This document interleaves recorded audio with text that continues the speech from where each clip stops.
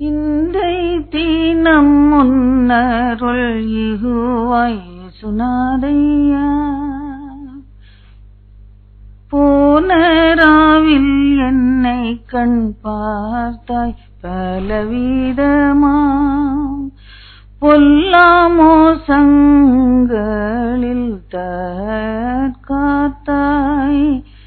ஈன சாத்தான் ஏனையே இடர்க்குள்ளகப்படுத்தி ஊனம் எனக்கு செய்யா உருக்கமுடன் புறந்தாய். இன்றை தீனம் முன்னருள் இகுவாய் சுனாதையா. அன்றுன்னோதிரம் நரர் என்று சிந்தி மீட்டனை வென்றியுடன் ரட்சித்த நன்றி போலே எனக்கு. இன்றை தீனம் முன்னருள் இகுவாய் இயேசுநாதையா. பேசும்படியார் கேட்கிறோம். இயேசு கிறிஸ்துவின் பரிசுத்த நாமத்திலே பிதாவே, ஆமென்.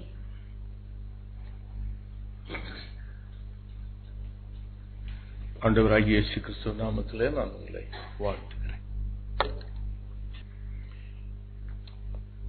எரேமியா தீர்க்கதரிசியின் புத்தகம்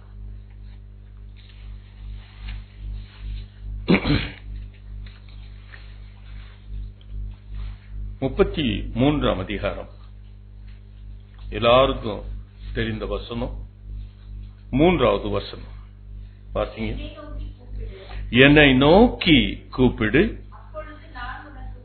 அப்பொழுது நான் உனக்கு உத்தரவு கொடுத்து நீ அறியாததும் உனக்கு எட்டாததுமான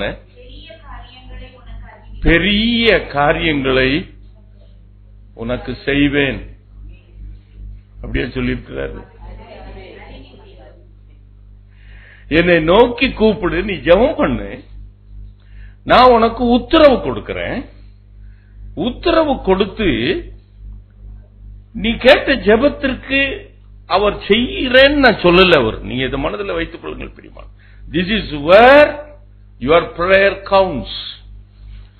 ஆண்டவர் நீ என்னை நோக்கி கூப்பிடு, நான் உனக்கு உத்தரவு கொடுத்து நீ கேட்டதை நான் கொடுக்கிறேன்னு சொல்லல. நீ கேட்டதற்கு அதிகமாய் செய்கிறேன்னு சொல்லல. உனக்கு எட்டாத பெரிய காரியத்தை உனக்கு செய்வேன்னு சொல்லல. புரியுதா? அறிவிப்பேன். ஆங்கில வேதாகமம் சொல்கிறது ஐ வில் ஷோ இட். நான் உனக்கு காண்பிப்பேன், நான் அறிவிப்பேன். இன்னைக்கு காலையில் இன்னைக்கு டிவோஷனை பேஸ்புக்ல போடும்போது ஒரு சகோதரி ஒரு பேஸ்புக்ல ஒரு சின்ன போஸ்டிங் ஒன்று போட்டிருந்தா. அதை பார்த்த உடனே இந்த செய்தி எனக்கு ஒரு கன்ஃபர்மேஷன் ஆச்சு. அவ என்ன எழுதியிருக்கிறா, இந்த மாதம் முடிவதற்கு முன்பாக நீங்கள் கர்த்தரிடத்தில் வேண்டிக் கொள்வது என்ன என்று ஒரு 16 காரியங்களை போட்டிருக்கா. ஒன்னு, அவன் போட்டிருக்கிறது உங்களுக்கு ஒரு வீடு, 2வது ஒரு கார், 3வது மனைவி, 4வது பிள்ளைகள், அப்படின்னு ஒவ்வொன்னா எழுதியிருக்கிறார். ஒவ்வொன்னா ஒரு 14 காரியத்தை எழுதிட்டு 14 காரியம் சால்வேஷன், 15வது காரியம் இட்டர்னல் லைஃப், 16வது காரியம் எழுதியிருக்கிற அதர்ஸ். நான் எது லிஸ்ட் பண்ணாத ஏதாவது இருந்துச்சுன்னா அதை நீங்க கேளுங்க. போட்டுட்டு இதை எல்லாத்தையும் லிஸ்ட் பண்ணிட்டு என் நாமத்தினால எதை கேட்டாலும் என்ன பண்ணுவீங்க? நீங்க பெற்றுக்கொள்வீங்க.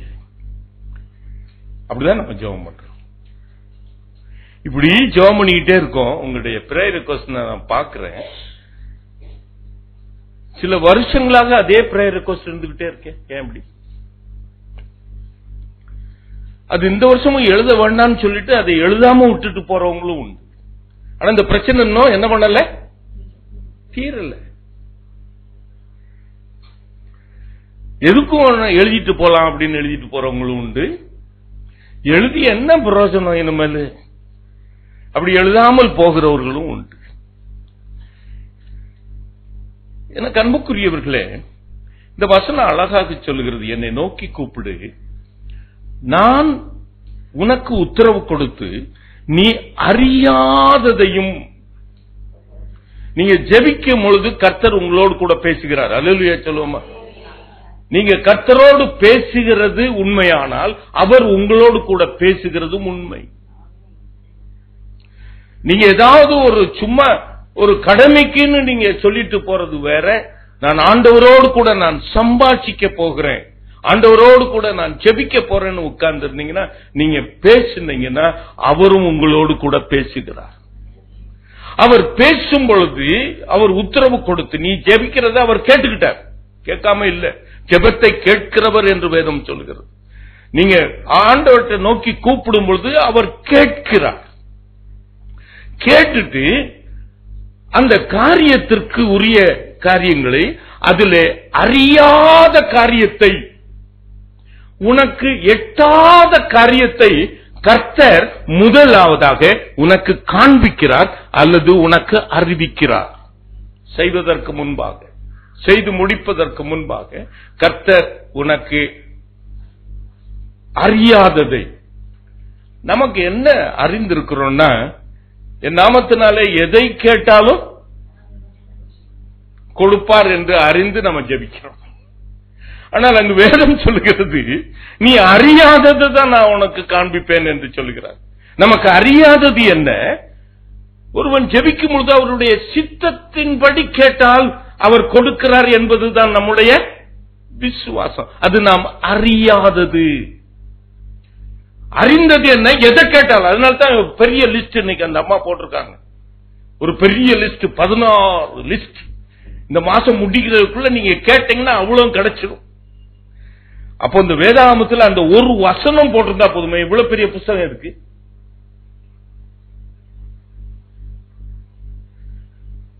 நல்ல கவனிங்க, எல்லாம் படித்தவர்கள். அப்படி என்றால் வேதாகமத்தில் 2-3 வசனத்தை மாத்திரம் எழுதிட்டு வேதாகமத்தை போட்டிருக்கலாமே. எதற்கு இவ்வளவு பெரிய வேதாகமோ? நீ அறியாததையும், உனக்கு எட்டாததையும், உனக்கு தெரியாததையும் நான் உனக்கு அறிவிப்பேன். உனக்கு எட்டியது என்ன? நீ வாழ்ந்து எல்லாவற்றிலும் வாழ்ந்து சுகமாய் இருக்கணும். அதுதான் உனக்கு தெரிந்தது, உனக்கு எட்டியது. ஆனால் அந்த வசனம் உனக்கு எட்டாத இது இன்னொரு காரியத்தை சொல்கிறது. உன் ஆத்துமா வாழ்கிறது போல எல்லாவற்றிலும் வாழ்ந்து சுகமாய் இருக்க விரும்புகிறேன். அது தெரியல, அது நமக்கு எட்டல, அது தெரிய விரும்பவும் இல்லை. இதுதான் அநேகர் செய்கிற தவறு. ஆண்டவர் சொல்கிறார், உன் ஆத்துமா வாழ்கிறது போல நீ எல்லாவற்றிலும் வாழ்ந்து சுகமாய் இருக்க விரும்புகிறேன். ஆனால் நம்ம என்ன எடுத்துக்கொள்கிறோம்? எல்லாவற்றிலும் வாழ்ந்து சுகமாய் இருக்க விரும்புகிறோம் என்று சொல்லிதான் நம்முடைய வேண்டுதல்கள் இருக்குது, நம்முடைய விண்ணப்பங்கள் இருக்கு. ஆனால் கர்த்தர் முதலாவது உனக்கு எட்டாத காரியத்தை உனக்கு அறிவிப்பார். அல்லேலூயா சொல்லுவோமா? உன் ஆத்துமா வாழ்கிறதுக்கு நீ அறியாத, உனக்கு தெரியாத காரியத்தை நான் சொல்லிவிட்டு அதை நான் அறிவிப்பேன். அப்போ நீங்க ஜெபிக்கும் பொழுது, முழங்கால் பட்டிட்டு ஜெபிக்கும் பொழுது, வேண்டுதல் செய்யும் பொழுது நீங்க அவர்கிட்ட பேசுறீங்க, அதை கேட்கிறாரு. அவர் உங்களுக்கு அறியாததையும் தெரியாததையும் உங்களோடு கூட முதலாவது என்ன பண்றார்? பேசுகிறார். அப்போ அந்த அறியாத, அந்த தெரியாத காரியத்தை அவர் சொல்லுகிறதை நான் கேட்டு அதற்கு நான் கீழ்ப்படியும் பொழுது கர்த்தர் அதை செய்து முடிப்பார். அல்லேலூயா சொல்லுவோமா? Always you meet a failure with God. Why? நீங்க எப்பொழுதும் உங்கள் ஆண்டவரிடத்துல ஏன் தோல்வி அடைந்து கொண்டே இருக்கிறீங்க? இன்னைக்கு கேள்வி கேளுங்க, உங்களையே பார்த்து கேளுங்க. Why should I fail every time with my God? ஏன் எப்பொழுதும் எனக்கு ஒரு தோல்வியே கிடைக்குது? நான் ஜெபிக்கிற எந்த ஜெபத்திற்கும் ஏன் எனக்கு பதிலே இல்லை, தோல்வியே இல்லை, தோல்விதான் கிடைக்குது. எனக்கு அன்புக்குரியவர்களே, நீங்க இதை மனசுல வச்சுக்கோங்க, நல்லா அறிங்க. நீங்க ஜெபிக்கிறதற்கும் ஆண்டவர் உங்களுக்கு சொல்லுகிறதற்கும் நடுவில் ஆண்டவர் கிரியை செய்யணும். அல்லேலூயா சொல்லுவோமா? He is not a magician.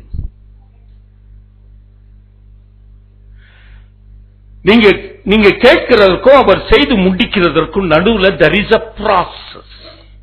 இந்த மனதில் வைத்துக் கொள்ளுங்க. I am not talking about the time involved. நான் காலத்தை பத்தி சொல்லல. இன்னைக்கு நடக்கும், நாளைக்கு கிடக்கும், நாளான்னைக்கு நடக்கும், நான் அதை சொல்லல. But you have to admit there is a process. It has to undergo. நீ கேட்கிறதுக்கும் அவர் செய்கிறதுக்கும் நடுவுல ஒரு process. அதுதான் 42ஆம் அதிகாரத்துல ஏசாயால நாம 16வது வசனத்துல குருடர்களை அவர்கள் அறியாத வழியிலே நடத்தி அவர்களுக்கு தெரியாத பாதைகளிலே அவர்களை அழைத்து கொண்டு போய் அவர்களுக்கு முன்பாக இருளை வெளிச்சமாக்கி கோணலானவைகளை செவ்வையாக்கி நான் சொன்னதை, நான் அறிவித்ததை, நான் உனக்கு காண்பித்ததை செய்து முடிக்கும் வரைக்கும் நான் உன்னை கைவிடாது. A process has to go. இதை நல்லா புரிஞ்சுக்கங்க. அவர் நீங்க பேசும்பொழுது அவர் உங்களோடு கூட பேசுகிறதை நீங்க அறியணும். முதலாவது நீங்க தெரிந்து கொள்ளணும். அவர் சொல்றது புரியலன்னா இன்னும் முழங்கால போட்ட ஆண்டவரை என மர மண்டல ஏற மாதிரி எனக்கு சொல்லுங்க. நீங்க சொல்றது எனக்கு புரியல. ஆண்டவர்கிட்ட கேளுங்க, எனக்கு பிரகாசம் உள்ள மனக்கண்களை தாங்க. கொலோசியர் 1ஆம் அதிகாரம் 9-10 வசனத்தை எடுத்து வாசிப்பாங்க. ஆண்டவரே, உம்மை அறிகிற அறிவினால் என்னை நிரப்புங்க. ஆண்டவரே, உமக்கு பிரியமான பாதையில நடக்க, Lord, you make me to realign myself with the will of God. Hallelujah சொல்லுவோமா? Hallelujah, Hallelujah, Hallelujah. நீங்க கேட்கிறதுக்கு உங்களுக்கு கிடைக்கிறதுக்கு நடுவுல ஆண்டவர் அறியாத தெரியாத காரியங்களை கர்த்தர் உங்களுக்கு சொல்லுகிறார். எனக்கு அன்புக்குரியவர்களே, யோனாவுக்கு நல்ல கவனிங்க. இன்னைக்கு நான் பெரிய வார்த்தைகளை வச்சு பெரிய பிரசங்கம் நான் செய்ய போறது, உங்களுக்கு தெரிஞ்ச சம்பவத்தை வச்சுட்டு தான் நான் பேச போறேன். ஆண்டவர் யோனாவிட்ட நீ நினிவேல போய் பிரசங்கம் பண்ணு என்று சொன்னார். ஆனால் அவர் அறிவித்ததற்கும் அவர் நடப்பித்ததற்கு நடுவுல அவர் ஒரு காரியத்தை வைத்து சொல்லுகிறார். அல்லேலூயா சொல்லுவோமா? நீ போய் பிரசங்கம் பண்ணு, நான் நினைத்ததை அங்க நிறைவேற உன்னுடைய பிரசங்கம் என்ன பண்ணும்? அவசியம். உன்னுடைய பிரசங்கத்தை கேட்டு அவர்கள் மனம் திரும்புவார்கள், அவர்களை ரட்சிப்பேன். இதுதான் ஆண்டவருடைய திட்டம். அல்லேலூயா சொல்லுவோமா? இந்த யோனா அதை அறியல. அவனுக்கு அறியாததை, அவனுக்கு எட்டாததை கர்த்தர் சொல்லி இருக்கிறார். அவன் தீர்க்கதரிசி தான். ஆனால் கர்த்தர் தனக்கு கொடுத்த அந்த மிஷன், அந்த காரியத்தை அவன் அறியல, அவனுக்கு எட்டாதது. ஏன்னா அவன் போய் என்ன பிரசங்கிக்கிறான்? நினிவே 40 நாள்ல கவுந்து போயிடும், அழிந்து போயிடும். அவன் அதுதான் நினைக்கிறான். ஆகையினால வெளியே பிரசங்கிட்டு வெளியே வந்து என்ன பண்றான்? ஒரு ஆமணை செடியில பக்கத்துல உட்கார்ந்துக்கிட்டு, ஆண்டவர் ஒரே நிமிஷத்துல அதை முளைக்க வச்சாரு. ஒரு நிழல் வந்துச்சுன்னு அதுல போய் உட்கார்ந்துக்கிட்டான்.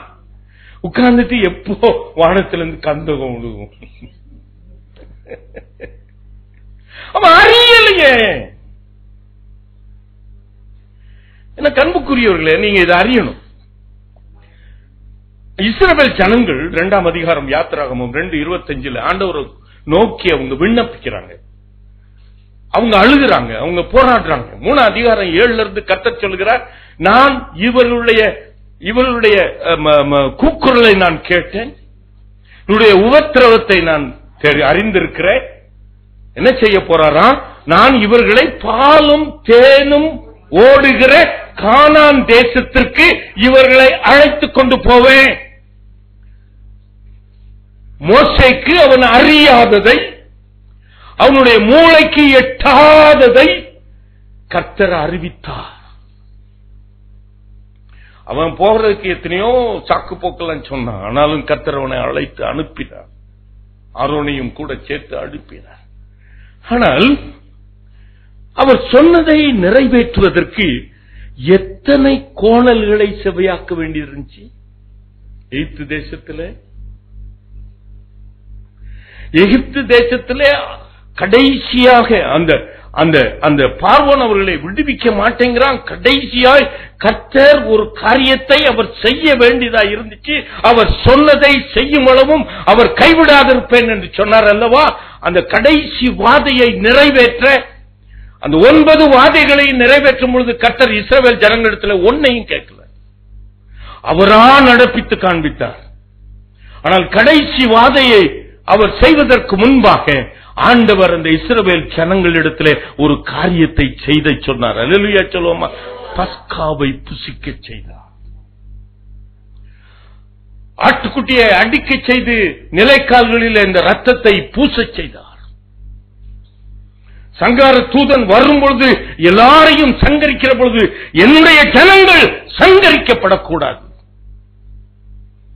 அதற்கு ஒரு அடையாளத்தை வைக்க சொன்னார். அதை செய்து அவர்கள் அழைத்துக் கொண்டு வந்தார்.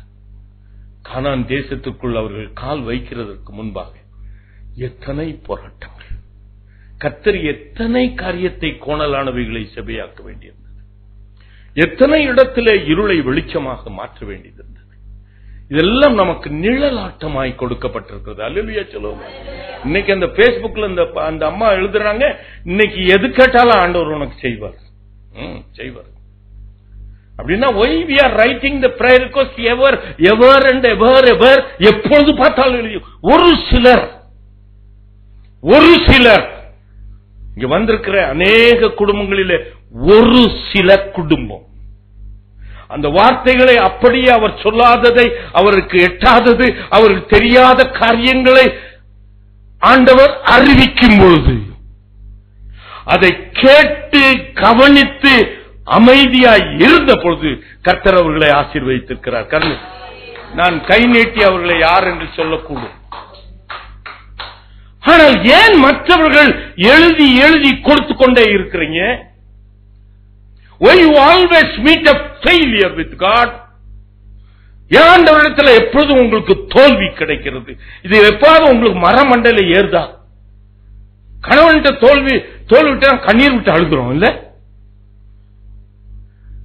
பிள்ளைங்க நம்ம சொல்றதை கேட்கல அப்படின்னா எவ்வளவு கோபம் வருது. ஆனா ஆண்டவர்கிட்ட நம்ம கேட்டுக்கிட்டே இருக்கோம், நடக்க மாட்டேங்குது. ஏன்னு தெரியாதா உங்களுக்கு? என்ன அன்புக்குரியவர்களே,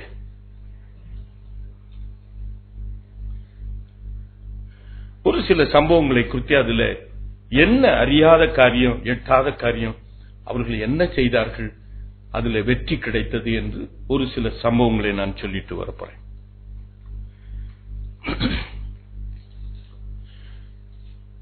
யோவான் எழுதின சுவிசேஷம் 11ஆம் அதிகாரம் எல்லாருக்கும் தெரியும். அங்கு ஆண்டவர் எப்பொழுதும் பெத்தானியா வீட்டுக்கு போகும்போது அவர்களுடைய வீட்டுக்கு செல்லுவார். அவர் சென்று அவர்கள் வீட்டை விட்டு புறப்பட்டு போனதுக்கு அப்புறம், ஐ டு மேக் இட் ஷார்ட், அவர் புறப்பட்டு வந்துட்டாரு. லாசரு சுகவீனமாகிறான். அப்பொழுது ஆண்டவருக்கு சொல்லி அனுப்பப்படுகிறது, தி சப்ளிகேஷன் இஸ் ஆல்ரெடி மேட். அவரை நோக்கி கூப்பிட்டாங்க. ஆமாதானே? அப்ப ஆண்டவர் அமைதியா இருந்தார். 2 நாட்கள் அமைதியா இருந்தார். அந்த அதிகாரத்தை நீங்க நான் அதை தோண்ட there is a treasure coming out of the chapter.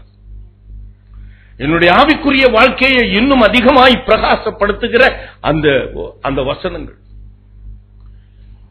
அவர் 2 நாள் தங்கிட்டு அவர் சீசர்கிட்ட சொல்றாரு, நாம் திருப்பவும் அங்க எங்க போவோம், பித்தானியாவுக்கு போவோம் அப்படி என்று சொல்றாங்க. அப்போ அந்த சீசர்கள் எல்லாம் சொல்றாங்க, இப்பதான் அவங்க கல்லறியணும்னு பார்த்தாங்க, திருப்பி அந்த இடத்துக்கு போறீங்களேன்னு சொல்றாங்க. அப்போது ஆண்டவர் சொல்றாரு, நீங்க தொடர்ந்து வாசித்து பாருங்க. ஆண்டவர் சொல்றாரு, லாசரு நித்திரையா இருக்கிறான், அவனை எழுப்ப போகிறோம். He has already announced it. போவோம் வாருங்கள். அதற்கப்புறம் சொல்றாரு, அவன் நித்திரையா இருக்கிறான், நாம் அவனை எழுப்பலாம் வாருங்கள் என்று கூப்பிடுறார். அப்பொழுது அவர்கள் எல்லாம் சொல்றாங்க, அவன் நித்திரையா இருந்தானா இளைப்பாரி எழுந்து சுகமா இருப்பான், நம்ம ஏன் போகணும்? அப்ப ஆண்டவர் அவனுக்கு அறியாத காரியத்தை அவனுக்கு விளக்கி சொல்றாரு. அதனால்தான் நான் சொல்றேன், ஆண்டவர் ஏதாவது நீங்க ஜெபத்துல நீங்க அறியாத உங்களுக்கு எட்டாத ஒரு பெரிய காரியத்தை உங்களுடைய மனதிலே போட்டா நீங்க உங்களுக்கு தெரியல ஆண்டவரே. அவங்க சொல்றாங்க நாங்க நித்திரையா இருந்தா அவன் இளைப்பாறிட்டு என்ன பண்ணிடுவான், எழுந்திருப்பான். ஆண்டவர் சொல்றாரு அவன் நித்திரையா இல்ல, அவன் மரித்து போயிருக்கான், அவனை எழுப்ப போகிறோம். நல்ல கவனிங்க பிரியமானவர்களே. பட் ஹியர்ஸ் டு மேக் அறியாததையும் எட்டாதது காரியத்தையும் அவர் செய்துட்டு கோணலானவைகளை செவ்வையாக்கி இருளை வெளிச்சமாக்கி தான் அவர் சொன்னதை அவர் என்ன செய்வாரா, செய்து முடிப்பார். அப்போ உங்க வீட்டுக்கு புறப்பட்டு வராங்க, மாத்தாள் வேகமா ஓடி வரா. நல்லா கவனிங்க, அந்த வசனத்துல நீங்க வாசித்து பாருங்க. ஓடி வரா, நீங்க இங்க இருந்தீரேயானால் என் சகோதரன் மரித்திருக்க மாட்டானே சொல்லிட்டு ஒரு பெரிய காரியத்தை சொல்றார். நீங்களும் நானும் நினைக்காத காரியத்தை அவர் சொல்றார். ஆயினும் நீங்கள் எதை வேண்டிக் கொள்ளு, பிதாவினிடத்தில் எதை வேண்டிக் கொள்ளுகிறீர்களோ அதை தேவன் உங்களுக்கு கொடுப்பார் என்று அறிந்திருக்கிறேன். It's a great faith. ஆண்டவர் அவனை எழுப்ப போறேன்னு மாத்தாட்ட சொல்லல. நல்லா கவனிங்க. அப்போ எங்க இருந்தீரையானால் அவன் மரித்திருக்க மாட்டானே என்று சொல்லி, ஆயினும் நான் அறிந்திருக்கிறேன், நீங்க உங்க அப்பாட்ட எதை கேட்டாலும் அவர் உங்களுக்கு கொடுப்பார். லாசருவை உயிரோட திரும்ப நீங்க கேட்டாலும் அவர் என்ன கொடுப்பார்.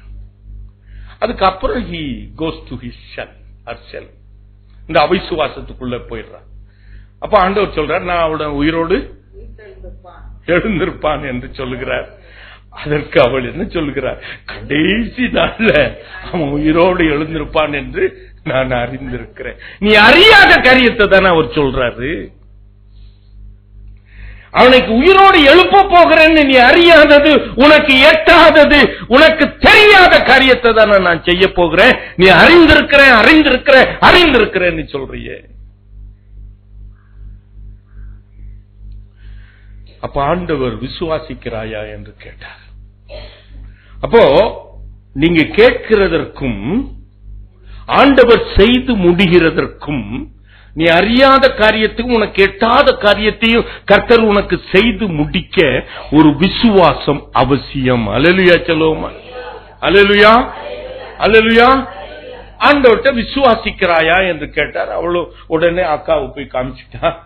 ஏன்னா அதுக்கப்புறம் கான்ஃபரன்ஸ் பண்ண ஆண்டவர் என்னை பிடிச்சு என்ன பண்ணிடுவாரு, நெருக்கிடுவார். அந்த பீலிக்ஸ் கூட சொன்னான், பவுல் அங்க போய் அவனுக்கு சுவிசேஷத்தை சொல்லிட்டு இருக்கும் பொழுது இவர் இன்னும் ஏதாவது ஏடா கூடமா பேசி நானும் கிறிஸ்தவன் ஆக்குறதுக்கு அவர் பண்ணிடுவார்னு ஓடிட்டான். அது மாதிரி இவ அக்காட்ட விட்டுட்டு அவ போயிட்டான். அவளும் அதே காரியத்தை தான் கேட்கிறான். நல்ல கவனிங்க பிரியமானவர்களே. ஆனால் மூத்தவள் கேட்டதற்கும் இவள் கேட்கிறதற்கும் ஒரு வித்தியாசம். இவள் ஆண்டவருடைய பாதத்திலே விழுந்து, நீர் இங்கே இருந்தீரையானால் என் சகோதரன் மரிக்க மாட்டான். ஆண்டவர் அவர்களோடு கூட போய் உட்கார்ந்தார், அழுதார். அழுதுட்டு ஆண்டவர் அவளுடைய விசுவாசத்தை வர்த்திக்க பண்றதுக்கு ஒரு வார்த்தையும் பேசல. மரியாளோடு அவனை எங்கே வைத்திருக்கிறீர்கள் என்று அழைத்துக் கொண்டு போங்கன்றாங்க. கல்லறைக்கு அழைத்துக் கொண்டு போறாங்க. பார்த்தால் ஓடி வரான். கல்லை புரட்டி தள்ளுங்கள் என்று ஆண்டவர் சொல்லும் பொழுது அவள் சொல்லுகிறாள், ஆண்டவரே, மரியாள் சொன்னாளா மார்த்தாள் சொன்னாளா? மார்த்தாள் சொல்லுகிறாள், ஆண்டவரே நாருமே 4 நாளாச்சு. அப்பொழுது ஆண்டவர் சொல்லுகிறார், நீ விசுவாசித்தால் நீ தேவனுடைய மகிமையை காண்பாய். அல்லேலூயா சொல்லுவோமா? நான் அறியாததும் உனக்கு எட்டாததுமான காரியத்தை நான் செய்து முடிக்க உன்னிடத்தில் விசுவாசம் அவசியம். அல்லேலூயா.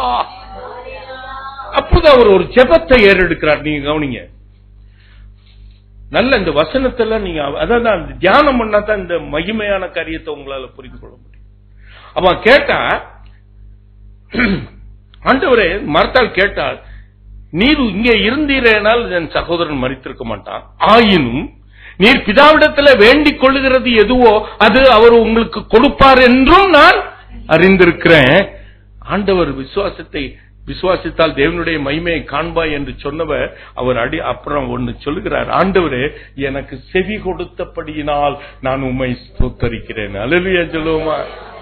It is a fallout of the statement of Martha. என்ன அழகா அந்த கோஜென்டா இருக்கு பாருங்க. ஆண்டவரே நீர் எனக்கு செவி கொடுத்தக்காக உமக்கு நன்றி சொல்லுகிறேன். அப்படி சொல்லிட்டு இந்த ஜனங்களுக்காக இந்த வார்த்தையை நான் சொல்லுகிறேன். அல்லேலூயா சொல்லுவோமா? அவர் பதில் கொடுப்பார் என்று இந்த ஆண்டவருக்கு நல்லா தெரியும். ஆனாலும் இந்த ஜனங்களுக்காக, இந்த மார்த்தாளுக்காக நான் இதை சொல்லுகிறேன். எனக்கு அன்புக்குரியவர்களே, நீ அறியாததையும் எட்டாததுமான காரியத்தை ஆண்டவர் உனக்கு என்ன பண்ணுவார்? காண்பிப்பார். அப்போ உன்னுடைய விசுவாசம் இருந்துச்சுன்னா அதை உனக்கு நடக்கும். அல்லேலூயா சொல்லுவோமா? அல்லேலூயா சொல்லுவோமா? இரண்டாவது இன்னொரு சம்பவத்தை சொல்றேன். கானானிய ஸ்திரீ ஆண்டவரிடத்திலே வருகிறாள். அப்பொழுது ஆண்டவரிடத்திலே அவள் ஒரு முறையிடுகிறாள், தாவீதின் குமாரனே எனக்கு இரங்கும், என்னுடைய மகள் பிசாசின் பிடியினாலே கொடிய வேதனைப்படுகிறாள். அவர் ஒன்றும் அறிவிக்கல. நல்ல கவனிங்க பிரியமானவர்களே, இந்த இடத்துல அவருடைய விசுவாசத்தை வர்த்திக்க கோணலானவைகளை செவ்வையாக்கி ஆண்டவர் செய்து காண்பித்தார். அந்த இடத்துல கர்த்தர் அமைதியாயிருந்தார். அல்லேலூயா சொல்லுமா? அந்த அமைதி, அவர் ஒன்றுமே பேசல. ஆண்டவரே எனக்கு இறங்குன்னு சொல்ற ஆண்டவர்கிட்ட ஆண்டவர் என்ன பண்ணல? ஒண்ணுமே பேசல. அவர் அமைதியாயிருந்தார். அவருடைய அமைதி உள்ளத்தில் இருக்கிற விசுவாசத்தை கொழுந்து விட்டு எரிய செய்தது. அல்லேலூயா சொல்லுமா? God is doing something, he is not silent. அவர் அமைதியாக இருந்தார், ஒரு பதிலும் சொல்லல. அப்ப சீசர்கள் அவரை பதில் சொல்லும்படி சொல்றாங்க. ஆனால் பதில் சொல்லும்படி சொல்லும் பொழுது அவரும் ஒரு வார்த்தை சொல்லுகிறார், பிள்ளைகளுடைய அப்பத்தை நாய்க்கு. ஆனால் இவளுக்குள்ளே எரிந்து கொண்டிருக்கிற அந்த விசுவாசம், ஆண்டவரை மேஜையிலே இருந்து விழுகிற துணிக்கைகளை அந்த நாய்க்குட்டிகள் பொறுக்கிக் கொள்ளுமே.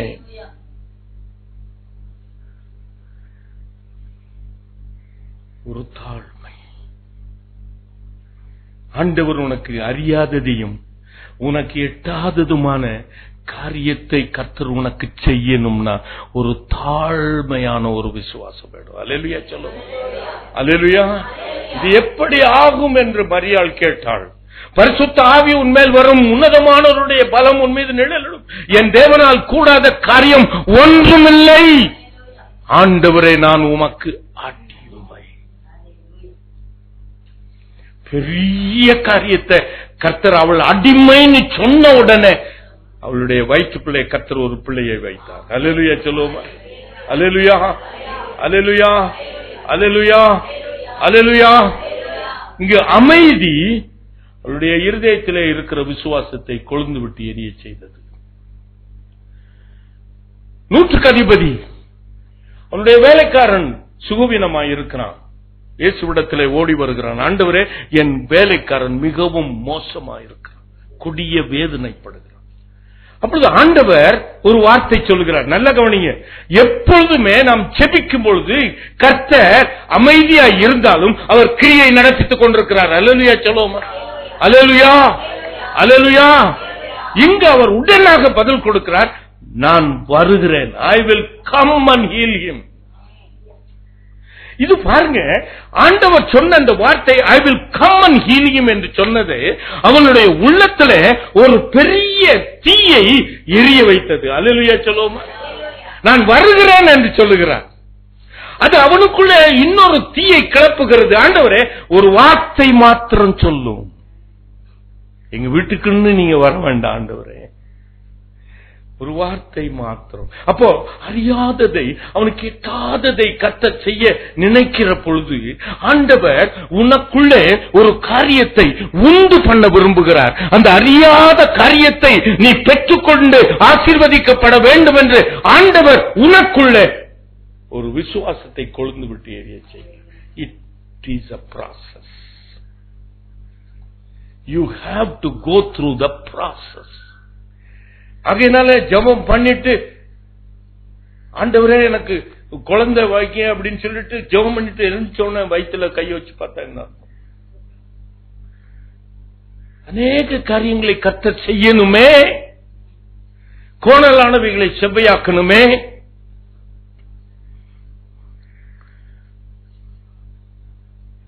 இன்னைக்கு 1, 2, 3, 4 அப்படின்னு குறிப்பெடுக்கிறவங்களுக்கு ரொம்ப டிசப்பாயின்மெண்டா இருக்கும். 2 ராஜாக்கள் 3ஆம் அதிகாரத்தில் ஒரு சம்பவத்தை வாசிக்கிறோம். அங்கு இஸ்ரவேல் ராஜாவுக்கு விரோதமாய் மோவாப் யுத்தம் செய்ய வருகிறான். அப்பொழுது இஸ்ரவேல் ராஜா அந்த யூதா ராஜாவிடத்துல போய் கேட்கிறான், மோவாப் என்னோட கூட யுத்தம் பண்ண வர்றான். அப்போ யூதா ராஜா யோசபாத் சொல்றான், நீங்க தான் நான் தான் நானும் வருகிறேன் என்று சொல்லுகிறான். ஏதோம் தேசத்து ராஜாட்ட போய் முதலே கேட்டிருப்பான். 3 ராஜாக்களும் இங்க வர்றாங்க, எந்த வழியா போகலாம்னு சொல்றாங்க. இஸ்ரவேல் ராஜா சொல்றான், ஏதோம் தேசத்து வழியா போலான்ட்டு ஏதோம் தேசத்து வழியாய் புறப்பட்டு வர்றாங்க. அது ஒரு வனாந்திரமான ஒரு வழி. அப்பொழுது அவர்களுக்கு குடிக்க தண்ணீர் இல்லாமல் போயிடுச்சு. மிருக ஜீவன்களும் தண்ணீர் குடிக்க தண்ணீர் இல்லை. அப்பொழுது இஸ்ரவேல் ராஜா ஒரு அவிசுவாசமான வார்த்தையை சொல்லுகிறான், மோவாப் நம்மை மேற்கொள்வதற்காக கர்த்தர் இந்த தேசத்து வழியாய் அழைத்து கொண்டு வந்தாராக்கும். அப்பொழுது யோசபாத் சொல்றான், இங்கு கர்த்தருடைய தீர்க்கதரிசி யாராவது இருக்கிறார்களா என்று கேட்கிறான். அப்பொழுது இஸ்ரவேல் ராஜாவினுடைய பிரதானிகள் சொல்றாங்க, அங்கு எலியாவுக்கு கைக்கு தண்ணீர் வார்த்த சாப்பாத்தின் குமாரனாகிய எலிசா இருக்கிறான். அப்பொழுது அவன் சொல்கிறான், யோசபாத் அவருடைய வாயிலே கர்த்தருடைய வார்த்தை இருக்கிறது, வாங்க போகலாம். அப்போ அவங்க 3 பேரும் போறாங்க. நல்லா கவனிங்க பிரியமா. I want you to very carefully. If there is no oneness among your family, இந்த இடத்தை நல்லா கவனிங்க, உற்று பாருங்க. அப்போ அந்த தீர்க்கதரிசி சொல்றான் இஸ்ரவேல் ராஜாவை பார்த்துட்டு, நீ மாத்திரம் இந்த பக்கம் இங்க வந்திருந்த என்ன பண்ணிருக்க மாட்டேன், உன் மூஞ்ச கூட நான் பார்த்திருக்க மாட்டேன். இந்த யோசபாத்துக்காக நான் உங்க கூட பேசுறேன். நீங்க இந்த இஸ்ரவேல் ராஜாவா இருந்தீங்கன்னா என்ன பண்ணிருப்பீங்க?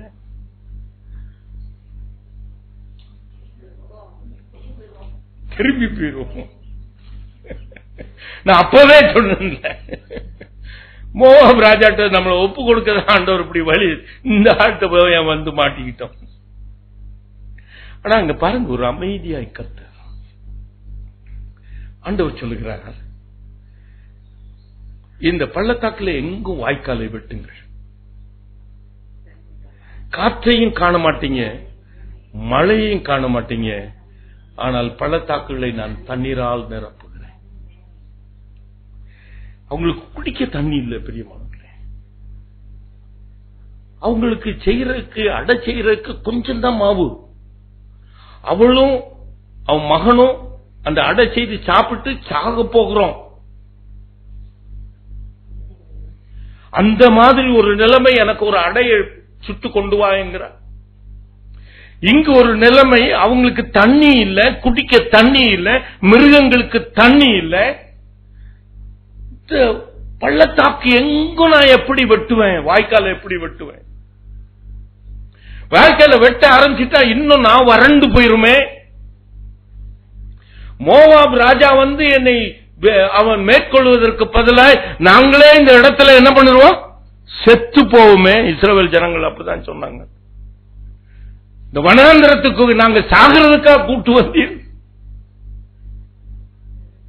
அப்படிதான் அவங்க சொல்லியிருப்பாங்க. அந்த இஸ்ரவேல் ராஜாவுக்கு அந்த எலிசா சொன்ன வார்த்தையை கேட்டு வருத்தம் அடைந்திருந்தாலும் கூட, அந்த 3 பேரும் சேர்ந்து வாய்க்காலை வெட்டுறாங்க. கருந்தட்டி ஆண்டவருக்கு அவர் ஒரு பெரிய காரியத்தை அவர் அறிவித்து அதை செய்து முடிக்கணும்னா, நீங்க how much you are divided in your home, God will make oneness in your home. Hallelujah. சொல்லுவோமா? Hallelujah. Hallelujah.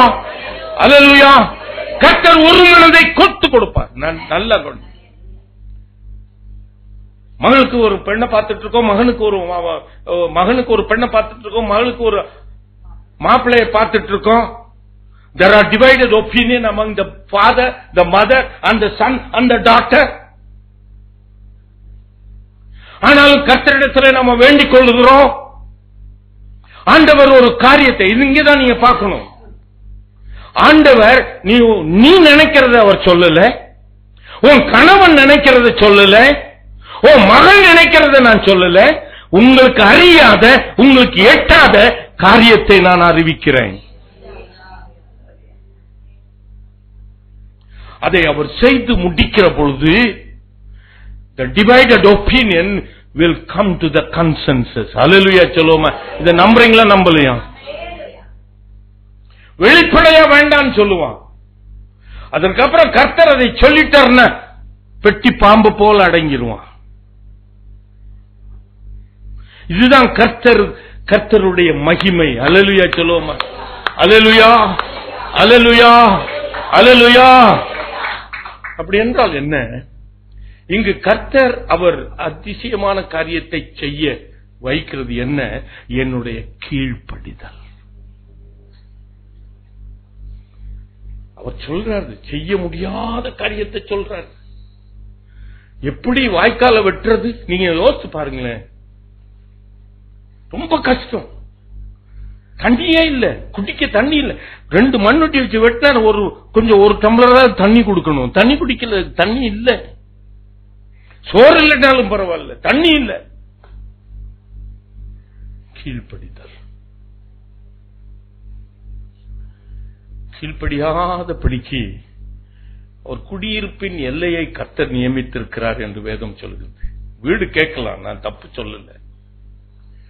ஆனா எந்த இடத்துல வீடு உனக்கு கொடுக்கணும்னு கர்த்தர் நியமித்திருக்கிறார் இல்லையா?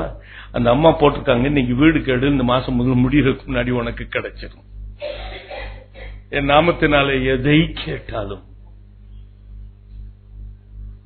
வேதத்தை நீங்க தப்பா புரிஞ்சிட்டீங்க. ஆகையினால் தான் எழுதின அந்த பேர் ரிக்வெஸ்டையே எழுதிக்கிட்டே இருக்கிறீங்க.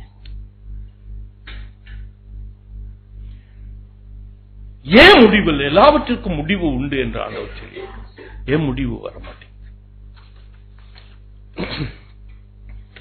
1 சாமுவேல் 17ஆம் அதிகாரத்தில் இருந்து இன்னொரு சம்பவத்தை சொல்ல விரும்புகிறேன்.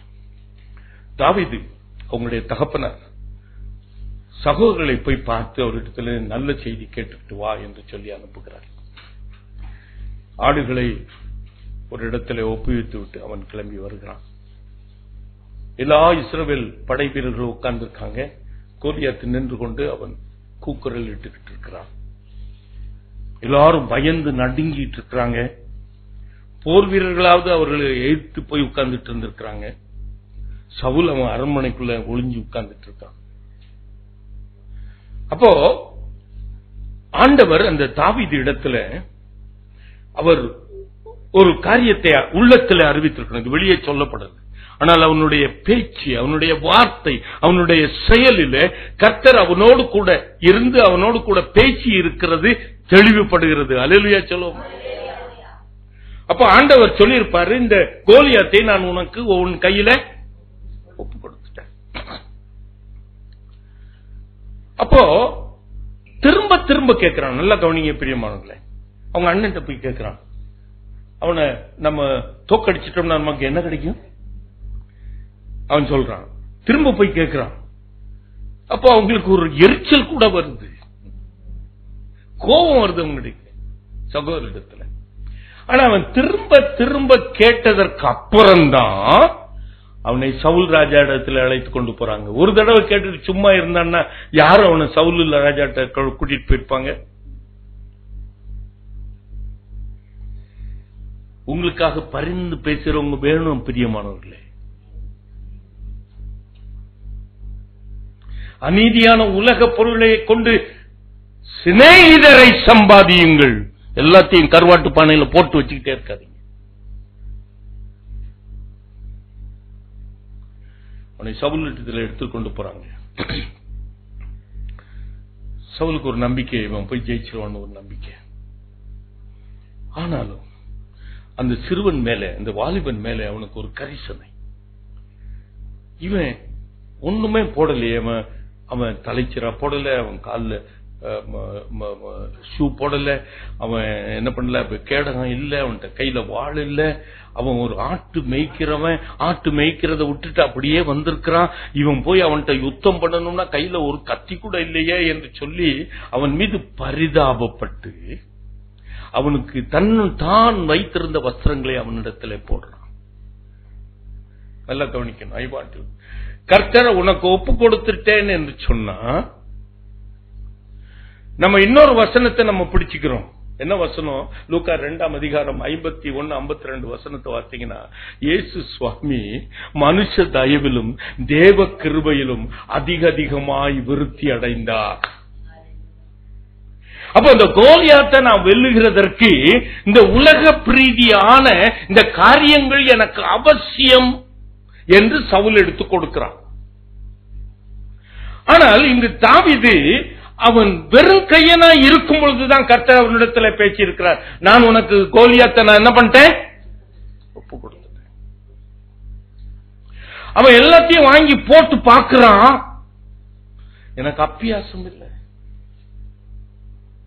அனுகூலமான மனுஷர்கள் மத்தியிலும் தேவன் என் பட்சத்தில் இருப்பார். அல்லேலூயா.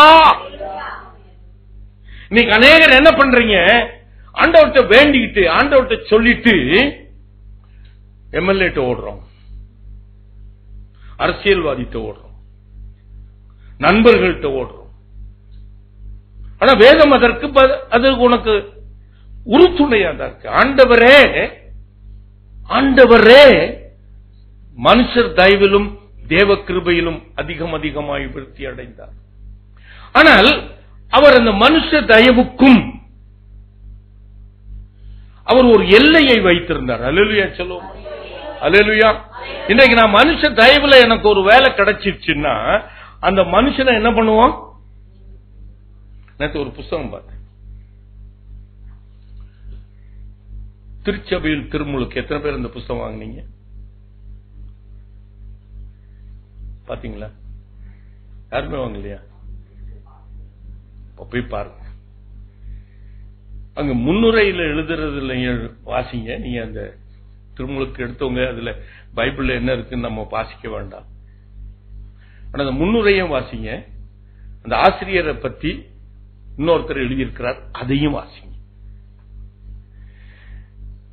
அந்த முன்னுரையில அந்த பின்னுரை எழுதினவர பேல தூக்கி அப்படி ஆண்டவருக்கு பக்கத்துல, இன்னும் ஆண்டவருக்கு மேல ஒரு இடம் இருந்துச்சுன்னா அந்த இடத்துல தூக்கி வச்சிருந்திருப்பாங்க. மனுஷர் தயவு. அதுக்கு என்ன பண்றாரு? அதுக்கு பிரதிபலனாய் அந்த ஆசிரியரை பத்தி இவர் எழுதுறாரு. His humor is compared with Isaiah 28:11. நீங்க போய் இது நல்லா சிந்திச்சு பாருங்க. His humor is compared with, அவனையும் அந்த ஆசிரியரையும் தூக்கி ஆண்டவருக்கு மேல ஒரு இடத்துல உட்கார வச்சிட்டு இவர் எழுதி முடிக்கிறாரு. His humor is compared with Isaiah 28:11. Isaiah 28:11 என்ன? அது தெரியாதனால தான் நீங்க அந்த புத்தகத்தை வாங்குறீங்க, வாசிக்க மாட்டேறீங்க. வாசித்தாலும் மண்டக்குள்ள ஒண்ணு ஏற மாட்டேங்குது. எங்க ரத்தம் எல்லாம் கொதிக்குது. தேவன் தம்முடைய ஜனங்களிடத்துல பரியாச உதடுகளினாலும் அந்நிய பாஷையினாலும் பேசுவாராம். அப்படிதான் தேவனை பற்றி போட்டிருக்கு. இந்த பரியாச உதட he wants to compare the humor of that man. It's a blasphemy. It is a blasphemy. உலகம் அப்படிதான் இருக்கு பிரியமானவர்களே. ஆகையினாலே மனுஷர்களை நாடி போனா மனுஷர்களை தான் நாடி போய் கெட்டு குட்டிச்சவராயிடுவீங்க. இவன் அன்னைக்கு அந்த சவுல் போட்ட அந்த ஆர்மர் எல்லாத்தையும் வாங்கி போட்டிருந்தானே தடுக்கு புடுக்குன்னு போயிட்டு இருப்பான். அவன் அந்த கோலியாத்தை வந்து அவனை ஈஸியா அப்படி தூக்கிட்டு அவன் சொல்றான், கரெக்டா சொல்றான், எனக்கு இதுல அப்பியாசம் இல்லை. இஸ்ரவேலின் தேவனாகிய கர்த்தருடைய நாமத்தினாலே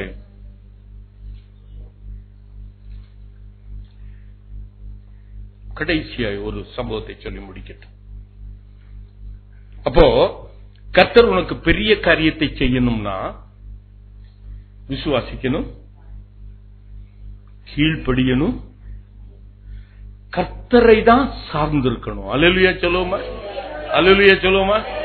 அனுகூலமான மனுஷர்களை நீங்க நம்பி மனுஷன் அவன் கண்ணிதான் இருக்கும். அவன் உனக்கு ஏதாவது ஒரு உதவி செய்தான்னா அவன் அதை காட்டிலும் 10 மடங்கு பிரதிபலனை அவனுக்கு கிடைக்கலன்னா அதை செய்ய மாட்டான்.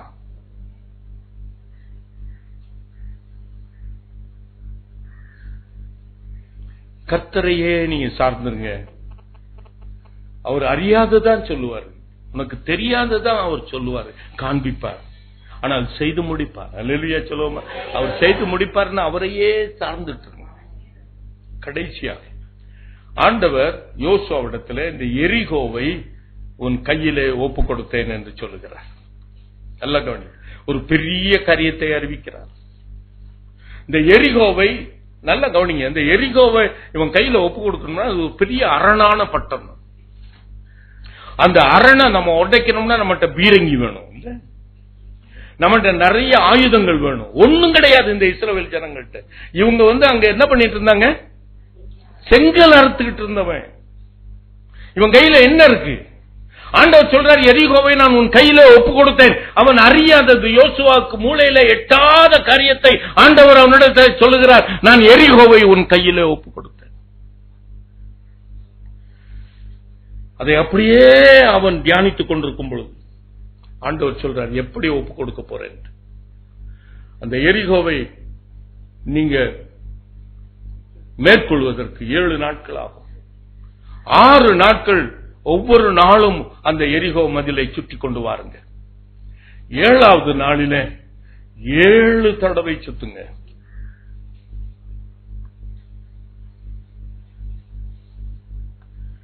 மூணு மணி நேரம் இங்க உபவாச கூட்டம்னா, ஐயோ 3 மணி நேரம் இங்க உட்கார்ந்து இருக்க முடியாது. 6 மணி நேரம் உபவாச கூட்டம்னா 6 மணி நேரம் எப்படி உட்கார்ந்து இருக்கு? 7வது நாள் அவங்க 7 தடவை சுத்தினாங்க. மற்ற நாள்ல அவங்க ஒரு தடவை தான் சுத்தினாங்க. 7வது நாள் 7 தடவை சொன்னாங்க. அப்போ நாள் நெருங்க நெருங்க ஆண்டவரிடத்துல செபித்துட்டு அவர் செய்து முடிக்கிற வரைக்கும் நம்முடைய முயற்சியை, நம்முடைய செபத்தை, நம்முடைய உபவாசத்தை அதிகரித்துக் கொண்டே போகணும். அல்லேலூயா சொல்லுவோமா? அல்லேலூயா. நம்ம சோர்ந்து போயிடுறோம் தெரியுமா? நேச்சுரலி இன்னைக்கு சுத்தி வந்தா கிடைக்கல, நாளைக்கு சுத்தி வந்தா கிடைக்கல, அன்னைக்கு சுத்தி வந்தா கிடைக்கல, சோர்ந்து போறோம். 7வது நாளுக்குள்ளே வந்திருக்க மாட்டோம். ஆனா 7வது நாட்களுக்குள்ளே வந்தாங்க, 7 தடவை சுத்தினாங்க. 7வது தடவை எக்கால சத்தத்தோட கூட இவர்கள் ஆர்ப்பரித்தாங்க. அப்போ கர்த்தர் ஒரு காரியத்தை நம்ம அறியாத, நமக்கு எட்டாத ஒரு காரியத்தை அவர் செய்து முடிக்க ஆண்டவரை துதிக்க வைக்கிறார். அல்லேலூயா சொல்லுவோமா? அல்லேலூயா சொல்லுவோமா? அல்லேலூயா, அல்லேலூயா. அநேக நேரத்தில் இந்த துதிக்கிறதுக்கு பதிலா கண்ணீர் தான் நமக்கு வருகிறது, ஏக்கம் தான் வருகிறது, பெருமூச்சு தான் வருகிறது, சோர்வு தானே வருகிறது. ஆனால் கர்த்தர் நீ அறியாத, உனக்கு எட்டாத அந்த காரியத்தை உன் கையிலே கொடுக்கிறதுக்கு ஆண்டவர் சொல்லுகிற, அவர் கோணலானவை செவையாக்குகிற வழி, இருளை வெளிச்சமாக்குகிற வழி, தான் சொன்னதை செய்து முடிக்க கர்த்தர் உன்னிடத்தில் விரும்புகிற காரியம் கர்த்தரை துதிக்கணும்.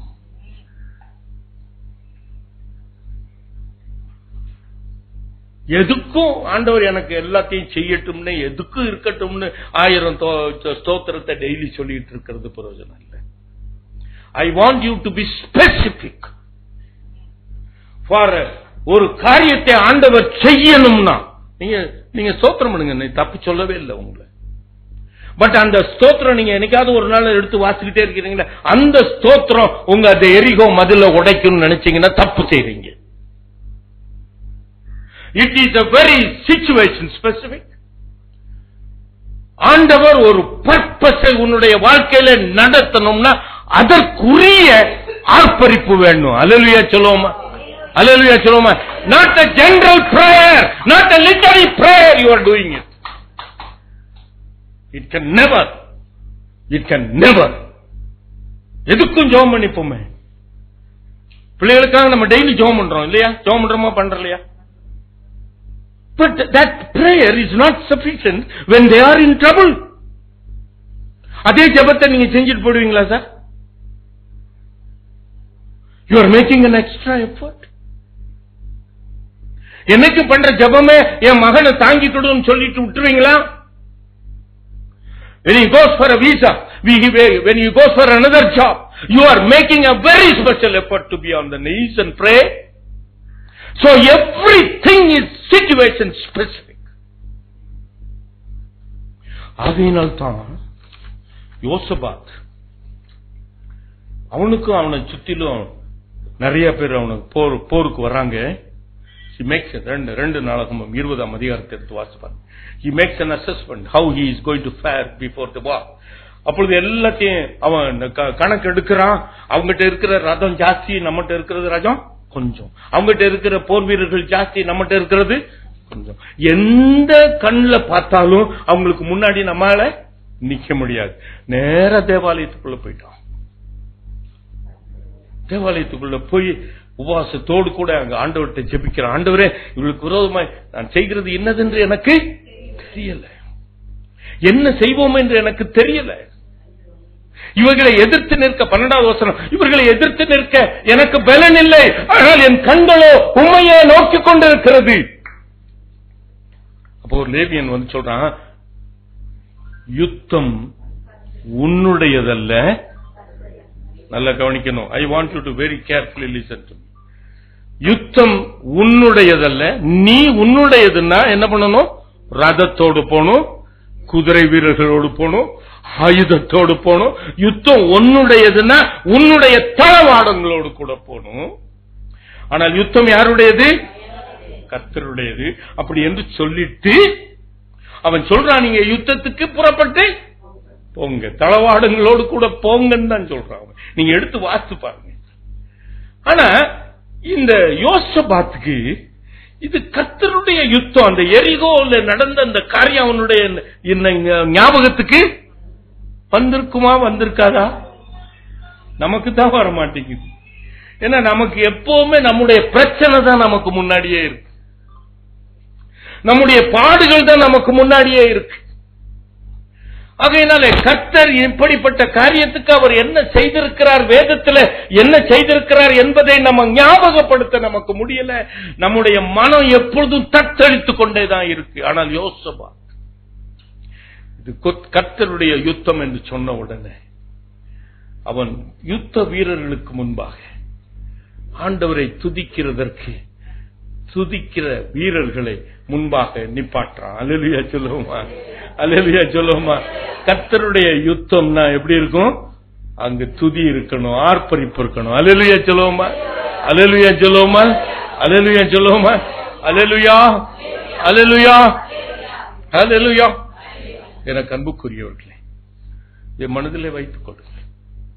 அநேக நேரத்தில் நாம் செபிக்கும் பொழுது ஆண்டவர் சில நீங்க என்ன பண்றன்னா, அன்னைக்கு ஒரு சிஸ்டர் இங்க வந்தாங்க. அவங்க நினைக்கிறாங்க நம்ம ஜெபிக்கும் போது அவங்களுடைய மனசுல அவங்க விரும்புறதை நம்ம எடுத்து சொல்லணும்னு நினைக்கிறாங்க.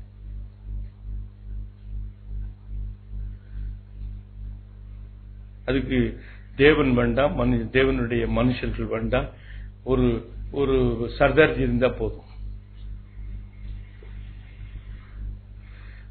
என்ன நினைக்கிற, ஒரு பூவை எழுதிக்க. நான் சொன்னேன், போன வாரம் நான் உங்ககிட்ட பேசியிருக்கேன்.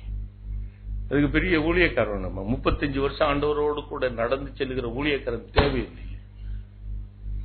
எனக்கு அன்புக்குரியவர்களே, நீங்க ஜெபிக்கிறதா உங்க வேலை. என்ன தேவைன்னு ஆண்டவர்கிட்ட சொல்றதுதான் தேவை உங்க வேலை.